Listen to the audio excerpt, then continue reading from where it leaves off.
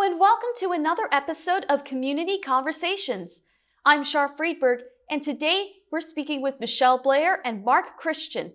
Michele is the City of Laurel Sustainability Manager and helps introduce initiatives to mitigate climate change, conserve natural resources, and enhance the quality of life for all residents. Mark is a student at Reservoir High School in Fulton, Maryland. Last year, he took an independent research class and focused on how climate change affects agriculture in the United States. Mark was part of the Mayor's Summer Job Program this year, which welcomes Laurel residents aged 14 through 16 to gain valuable insight on how city departments operate. He interned with the city's Department of Economic and Community Development, which includes the Sustainability Office. We're very fortunate to have Michele and Mark with us today. Thank you so much for joining me. Thank you. Thank you. All right, so let's get down to it. First, Michele, let's start with some operational definitions. What is sustainability as it pertains to the City of Laurel? So the city's vision of sustainability is meeting the environmental, social, and economic needs of the present generation without compromising the ability of future generations to meet their needs. And that is the basis of the sustainability plan that we just wrapped up this year. Wow. Just wrapped up this year. You guys are going to start to enforce it soon. So what are some ways the city is making a step towards a greener, healthier, and more resilient future?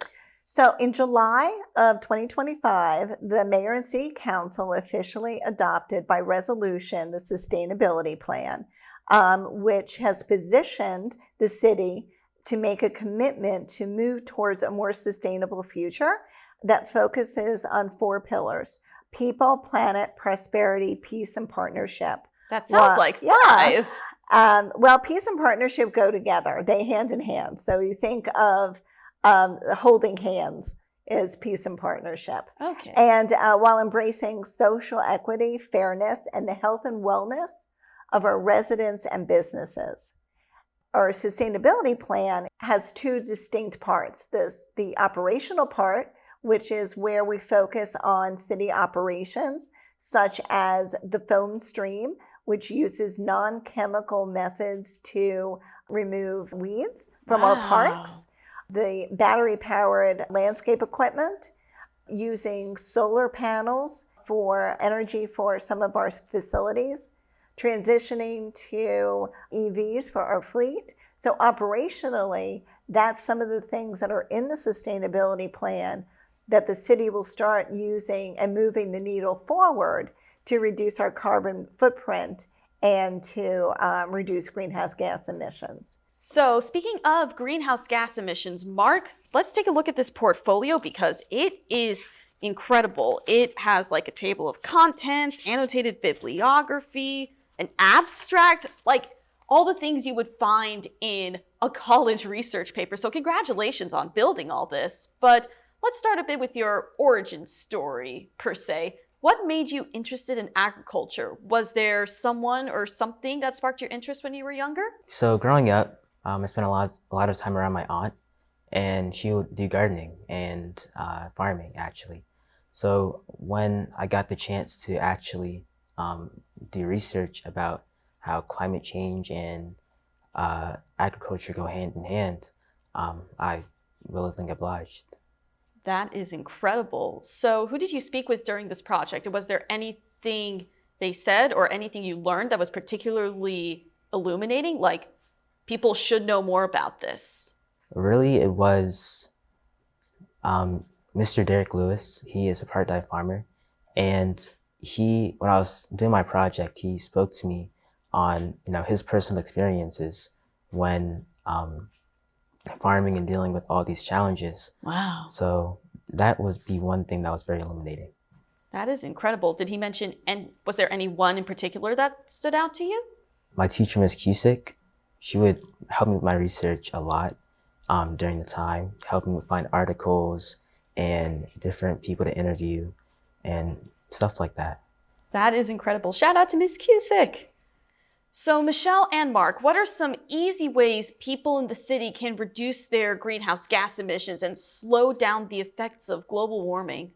Well, one of the easiest ways for our residents is to take advantage of our curbside programs for recycling and organics recycling.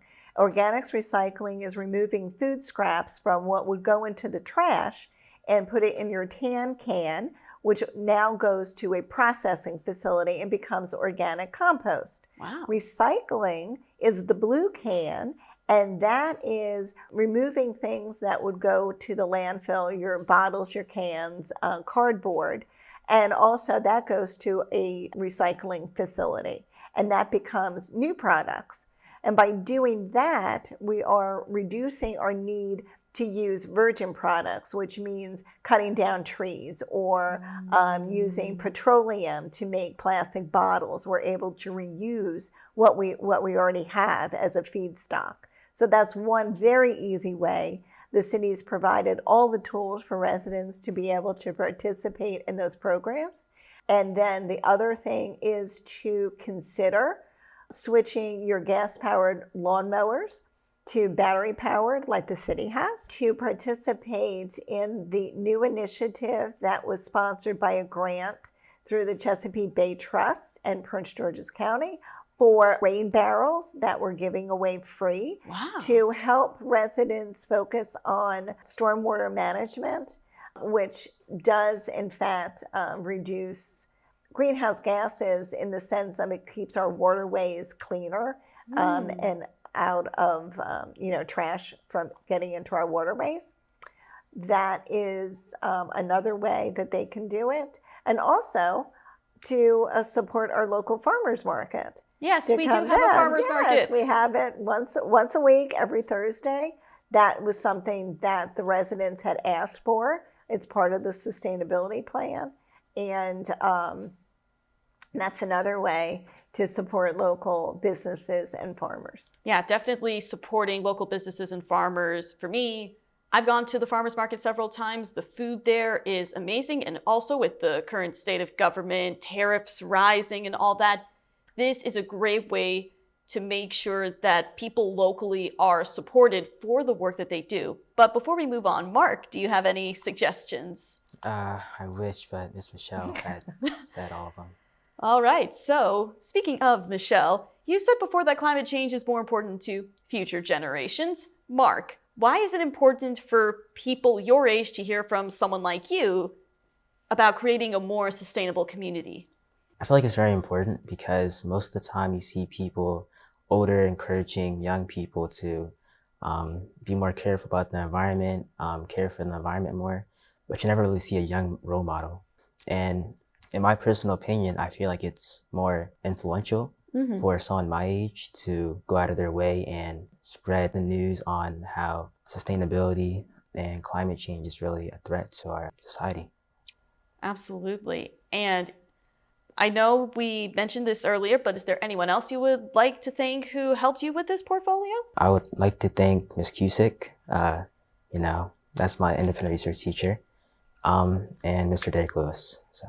All right. Finally, Michele, what is the best way for people to contact you and learn more about the city's Sustainable Laurel initiative? So people can contact me directly by email, mblair@laurel.md.us.